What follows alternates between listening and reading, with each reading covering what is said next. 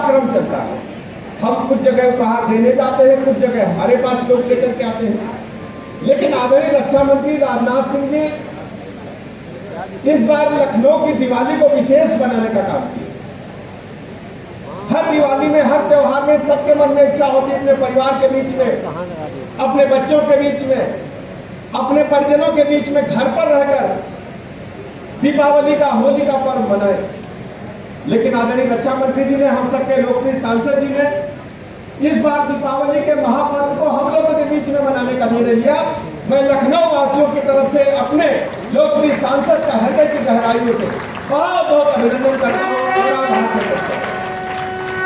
और केवल दीपावली का पर्व ही नहीं मना, कल हम देख रहे थे धनतेरस का दिन था, सारे कार्यकर्ता ऑडिटोरियम में जुटे थे गोमती नगर में, तो सबके मन में ये सोच रहे थे कि आज बुला तो लिया है नेताजी ने, जी ने, लेकिन शाम को जाएंगे तो घर में डांट जरूर पड़ेगी। ये घर में धनतेरस वाले दिन दिवाली की थोड़ी पूजा होती है, दिया जलाया जाता गेट पर कड़वे तेल का, क्यों भैया मुन्ना भैया जलाया जाता ना, बताइए राघवराम जी। और उसमें कुछ खील पड़ता है, कुछ गटिया पड़ती है, कुछ गणेश लक्ष्मी की मूर्ति चाहिए, बंधन चाहिए, ईगू टिकुली बिंदी चाहिए, अलावा चाहिए, कहां से आएगा, धूपबत्ती चाहिए। लेकिन माननीय रक्षा मंत्री जी ने पूरी चिंता करके, व्यवस्था करके एक एक कार्यकर्ता को पहले दिया, उसके बाद उसी दिया से। और सबसे खास बात क्या है, उसी में का एक पैकेट आदरणीय रक्षा मंत्री जी अपने घर में भी उसी से पूजा करने वाले हैं। ऐसे हमारे नेता, हमारे अभिभावक जो कार्यकर्ताओं के साथ, लखनऊ वासियों के साथ कर रहे हैं। और उपहारों की चर्चा चली, रक्षा मंत्री जी ने लखनऊ वासियों को तो उपहार बहुत कुछ दिया है। हमें इसी तरह याद है, इसी लखनऊ में जब हम लोग जानकीपुरम एरिया में पार करते थे, सेक्टर क्यू पार करना मुश्किल हो जाता था, जो पुराने लोग हम बताएंगे। सेक्टर क्यू के बाद एक आदमी ढूंढने नहीं मिलता था, टेम्पू भी सेक्टर क्यू आता था। संगम चौराहे के बाद सेक्टर क्यू, उसके बाद आगे टेम्पू में नहीं जाता। लेकिन अब तो बक्सी ताल के आगे चौजा में टेम्पू फरफरा जा रहा है, भैया जा रहा कि नहीं जा रहा। और यह पुल पे देखो चढ़ के आए हो हम सब देने, अगर माननीय रक्षा मंत्री जी आपने पुल ना बनवाया होता तो 20 मिनट डीजल का धुआं सबको पीना पड़ता। बोलो भैया, 20 मिनट लगते भी नहीं लगते।